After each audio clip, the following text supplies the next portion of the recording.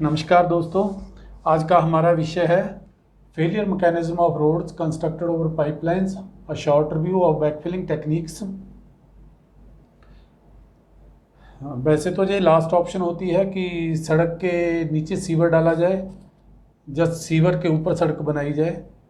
पर हमारे जहाँ डेंसली पॉपुलेटेड एरियाज़ में जगह की कमी होने से हमारे पास ये वन एंड लास्ट ऑप्शन होती है, तो इसलिए हमें इस समस्या से अक्सर जूझना पड़ता है। तो देखते हैं कि ये कोड जिसके बारे में या लोगों के जो अलग अलग डॉक्यूमेंट्स तैयार किए हुए हैं इंटरनेशनली, वो किस तरीके से इसको मैनेज करते हैं। तो ये एक डायग्राम है जो मैंने किसी फॉरेन कॉन्ट्रैक्ट डॉक्यूमेंट का पार्ट था उसमें से लिया है। उसमें ये दिखाया गया है कि जो आपका बेस है पाइप का, ये कंपैक्टेड सैंड से और क्लियर रॉक जो उसमें जो प्रेस्क्राइब्ड होता है उसके हिसाब से डालते हैं जी।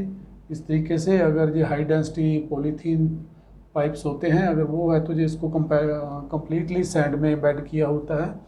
पर हमारे जहाँ कुछ इस तरीके से काम होता है जो फिर अल्टीमेटली फिर इस तरीके से जो हो जाती हैं सड़कें जब बारिश आती है। पहली जहाँ जो डीपली जो क्रैक्स हैं जो शो हो रहे हैं, जो सेटलमेंट है, ये नॉर्मली ये कोई हमारे जहाँ अक्सर होता रहता है ऐसा, और ये काफ़ी बदनामी का बायस बनता है। जो कॉन्ट्रैक्टर एजेंसी होती है, जहाँ जो डिपार्टमेंट इसको डील करते हैं, तो इसको समझने की ज़रूरत है कि ये ऐसा क्यों होता है। अगर आपको मेरे कंटेंट्स अच्छे लगते हैं तो प्लीज़ इस चैनल को सब्सक्राइब कीजिए, शेयर कीजिए, ताकि प्रोत्साहन मिलता रहे ऐसी वीडियो बनाने का। जो हर सॉइल है वो एक डिफरेंट तरीके से जो है बिहेव करती है, बट एक रूल ऑफ थंब है कि अगर सैंड फिलिंग होती है तो ये प्रॉब्लम नहीं आती। क्या जी बिल्कुल ठीक है, ऐसे हो सकता है? इसको हम थोड़ा डिटेल में देखते हैं। ये जनरल एक रिलेशनशिप होता है डेंसिटी और मॉइस्चर का। जब जब मॉइस्चर बढ़ती है तो डेंसिटी बढ़ती है उन सॉइल्स में जिनकी कुछ ना कुछ प्लास्टिसिटी होती है। पर जिस सैंड के मामले में ये नहीं है। सैंड के जो OMC हैं वो या तो ड्राई पे मैक्सिमम कम्पैक्ट होता है, जब वो ड्राई होता है, जहाँ पर जब सैचुरेटेड होता है। इन बिटवीन सैंड में बल्किंग होती है, उसकी वजह से इसको जितना भी हम मर्जी कम्पैक्ट कर लें, जो कम्पैक्ट होता नहीं है। इसकी जो मैक्सिमम डेंसिटी जो हम अचीव कर सकते हैं तो जो सैचुरेटेड कंडीशन में ही कर सकते हैं, क्योंकि ड्राई को भी हैंडल करना मुश्किल होता है। इसलिए अगर आप सैंड को फुली सैचुरेट कर सकते हैं तो ये डेंस हो जाता है, और फिर भी इसकी डेंसिटी उतनी नहीं होती। वो अगली स्लाइड्स में मैं आपको कंपेयर करके बताऊंगा। तो जो प्लास्टिक सॉइल्स होती हैं जिनकी PI वैल्यू होती है, वो इसमें उनका बिहेवियर ऐसा होता है कि अगर हम मॉइस्चर कंटेंट इंक्रीज़ करते जाते हैं तो उनको कम्पैक्ट करना इजी होता है, और एक स्टेज होती है जिसको हम ऑप्टिमम मॉइस्चर कंटेंट बोलते हैं, उस पर मैक्सिमम जो हमारी डेंसिटी अचीव हो जाती है इजीली। तो इस तरीके से सॉइल्स को हम इसमें एक पॉइंट और है कि जो रॉक फिल्स होते हैं जो ससेप्टेबल टू मॉइस्चर नहीं होते, इसको अगर कम पानी ज़्यादा पानी जितना मर्जी हो वो मोस्टली उनको अफेक्ट नहीं करता। जो सॉइल्स हमारे पास नॉर्मली हम इसको 3 कैटेगरीज में बांटते हैं। एक तो कोहीजनलेस सॉइल्स होती हैं जिसमें सैंड होता है, इनकी जो स्ट्रेंथ है वो फ्रिक्शन पे डिपेंडेंट है।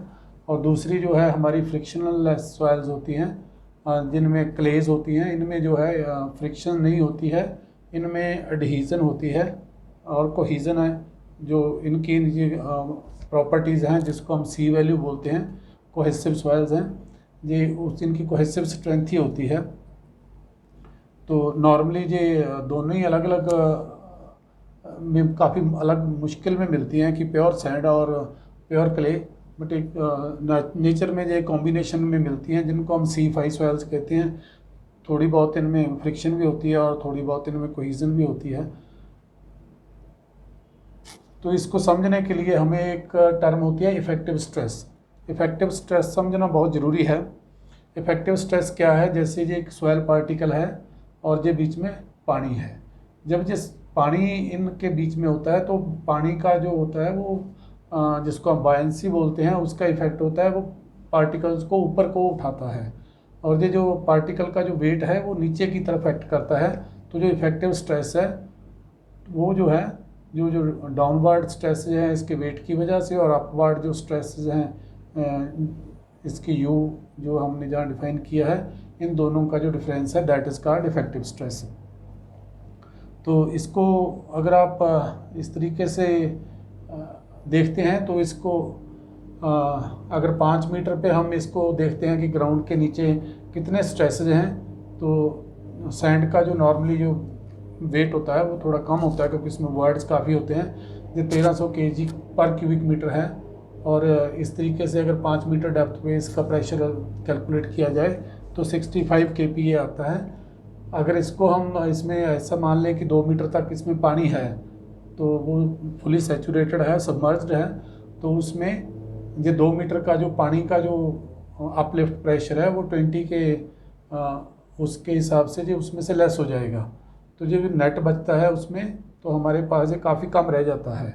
ये एक ऐसे एक एग्जाम्पलरी आपके पास है, ये आपके हिसाब से थिकनेस, डेप्थ और जो हाइट ऑफ वाटर के हिसाब से कम हो जाता है। तो इसका मेन ऑब्जेक्टिव है कि जब भी आपका पानी का लेवल ऊपर आएगा तो इफेक्टिव स्ट्रेस कम होंगे।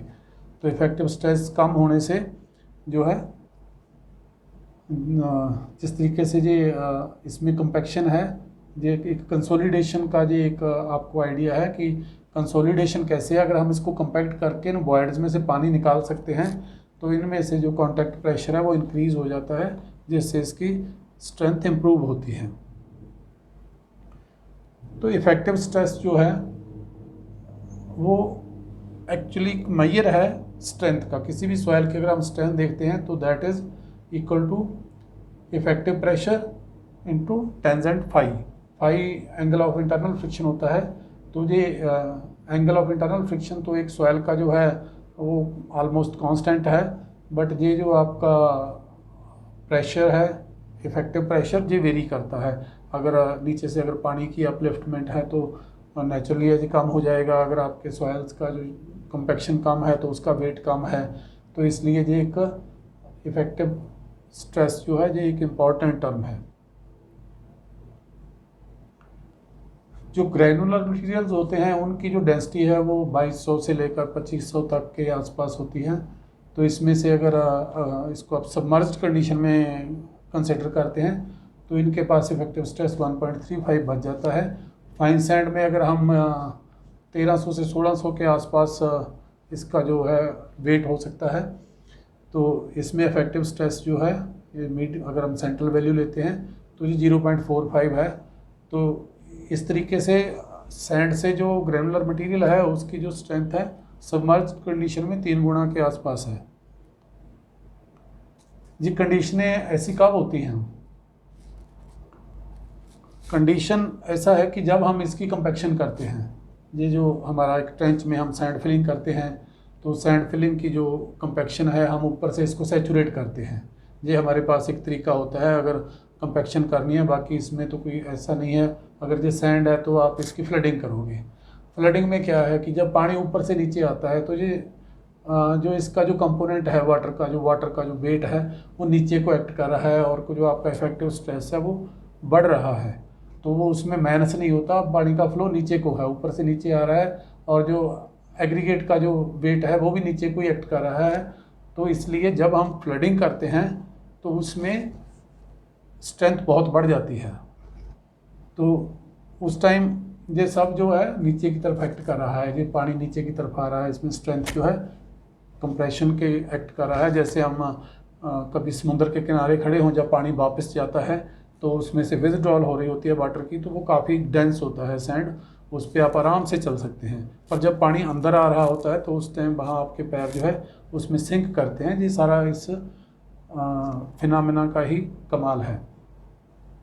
तो दूसरी स्टेज है, मान लो इसमें पानी कहीं से इधर उधर से क्रैक्स की वजह से, जहाँ इसमें सीवर की लीकेज से या किसी स्ट्रक्चर्स के लीकेज से, मैन होल्स की लीकेज से इसमें पानी जो है आपका कलेक्ट हो गया है ट्रेंच में और वो पानी अब ऊपर की तरफ जा रहा है। अब ये जो पानी जब ऊपर की तरफ जा रहा है तो ये इसका जो इफेक्टिव स्ट्रेस हैं वो कम हो रहे हैं। अब ये पानी ऊपर को एक्ट करेगा, अब ये पानी ऊपर की तरफ जा रहा है तो इसमें जो स्ट्रेंथ है वो माइनस हो रही है। तो देखो इन दिनों में जब आप इसको कंपैक्शन कर रहे थे फ्लडिंग से तो उसको आपको लग रहा था कि ये बहुत कम्पैक्ट है, क्योंकि वो जो वाटर नीचे की तरफ जा रहा है उसका इफेक्ट है। और जब पानी सीवर से लीक करके जहाँ इधर उधर से इकट्ठा होकर ऊपर को जा रहा है तो फिर ये एडवर्सली इफेक्ट कर रहा है, ये स्ट्रेंथ को कम कर रहा है। तो सैंड अगर हमारे पास इतना इफेक्टिव नहीं है इस वजह से, तो हमारे पास ऑप्शन क्या है। क्लेई सॉइल को हम बैकफिल में यूज़ नहीं करते क्योंकि उसमें एक्सपेंशन होती है, वो दूसरे स्ट्रक्चर्स पे इफेक्ट डालता है। तो पाइपलाइन की अलाइनमेंट हो सकती है जो डैमेज हो, आपके जो स्ट्रक्चर्स होते हैं मैन होल वगैरह उन पे इफेक्ट होता है। कई बार नीचे से उसकी एक्सपेंशन की वजह से भी होता है। अगर जो वो सैचुरेटेड है क्ले की तो स्ट्रेंथ ही उसमें सी जो है कोहीजन है वो पानी से वो उसकी वैल्यू ख़त्म हो जाती है, फ्रिक्शन उसमें होती नहीं है। तो क्ले को तो हम फिलिंग में बैक फिलिंग में कंसिडर ही नहीं कर सकते। तो सल्यूशन क्या है। तो सल्यूशन अगर आप कुछ इंटरनेशनल लिटरेचर को रिव्यू करके देखेंगे तो आपको पता लगेगा कि लोग इसको किस तरीके से डील करते हैं। ये रोडेक्स नेटवर्क है, इनका ये एक पब्लिकेशन है, guidelines for opening backfilling and reinstatement of trenches in public roads. तो इनके हिसाब से हमारे पास ये बस 3 ऑप्शन होती हैं, या तो इसमें ग्रेनुलर मटेरियल फिल करो, या सीमेंट बाउंड मटेरियल, या फिर फॉर्म्ड कंक्रीट और बैकफिलिंग। बाकी ऐसा कुछ नहीं है इनमें, और कहीं डिफाइन नहीं किया होता कि इसमें आप बैकफिलिंग जैसे हम करते हैं इस तरीके से कोई दिया हो। अगर ऐसा नहीं है तो हमारे पास कोई ज़्यादा ऑप्शन होती नहीं है, क्योंकि वो बहुत कॉस्टली टेक्निक्स हैं और हमारे पास उतने रिसोर्सेज नहीं होते हैं।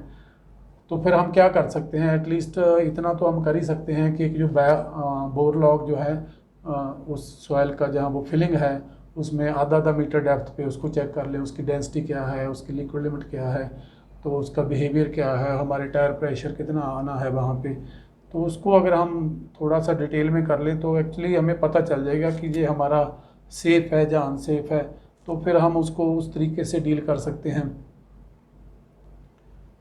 तो दूसरा है long term failure mechanism. Long term failure mechanism क्या है कि अगर आपका सिस्टम अभी जब आपने उसको नया नया कंस्ट्रक्ट किया वो स्टेबलाइज हो गया है, उसके बाद मिड टर्म में उसको प्रॉब्लम नहीं आती, फिर लेटर स्टेज पे जब उसकी जो पाइपलाइन की जो सी मैन होल्स हैं उनकी जब स्ट्रेंथ ख़त्म होती है फिर कोलैप्सिंग शुरू हो जाती है, फिर जो कहीं से पाइप बैठ गया कहीं टूट गया, ये भी हमारी आम समस्या है। अगर हमारे पास जहाँ पे इसमें प्रॉपर फिलिंग होती, कंक्रीट की फिलिंग होती, तो वाटर लीकेज का हमें पता चल जाएगा। इस टाइप के जो स्ट्रक्चरल कोलैप्सेस हैं जो बड़े ख़तरनाक होते हैं वो नहीं हो सकते। तो ये एक एज एंड नोट है, अगर हमारे पास कोई और ऑप्शन नहीं है तो कम से कम हम इतना तो कर सकते हैं कि जो इसमें अकोमोलेशन ऑफ वाटर के चांसेज हैं उनको हम ग्राउंड रिचार्ज के कोई प्रोविज़न कर दें, कि ताकि अगर वो साइडें उसकी जो हैं वो इम्परवियस हैं, पानी कहीं जाता नहीं है, अकोमोलेशन इसमें हो रही है, तो कम से कम या तो फिर इसको हम ग्राउंड रिचार्जिंग से कनेक्ट कर दें कि इसमें जो प्रेशर बिल्ट अप ना हो। तो मेन इशू होता है कि जो सॉइल है इसका जो है सक्शन प्रेशर जो है हर टाइम मेंटेन रहे, सॉइल हमेशा पानी मांगती रहे। अगर सॉइल के पास पानी सरप्लस होता है तो फिर वो किसी की परवाह नहीं करती, फिर कोई वो टेंशन नहीं लेती, वो प्रेशर नहीं लेती। हाँ, अगर अब इस तरीके से आपके पास रिचार्ज का भी कोई ऑप्शन नहीं है तो इसमें आप कोई ड्रेन पाइप लगा के पानी कलेक्ट करके इसको भी डिस्पोज ऑफ कर सकते हैं। तो वीडियो देखने के लिए आपका बहुत बहुत शुक्रिया, आप इतना टाइम देते हैं। थैंक यू, नमस्कार।